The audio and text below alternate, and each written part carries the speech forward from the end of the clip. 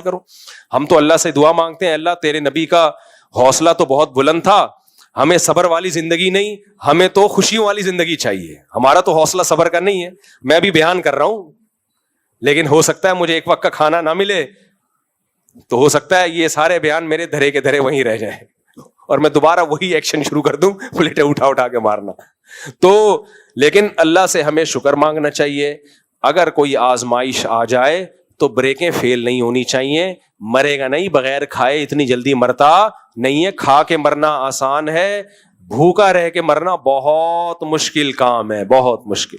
اللہ ہمیں سمجھنے کی عمل کی توفیق عطا فرمائے. اچھا بھائی, کسی کو پیشاب کے قطروں کی بیماری لیکن بہت کم درجے کی, یعنی پیشاب کرنے کے 5 یا 10 منٹ کے بعد ایک قطرہ آتا ہو, تو کیا ایسا شخص امامت کرا سکتا ہے؟ نہیں کرا سکتا جب تک پاکی حاصل نہیں کرے گا.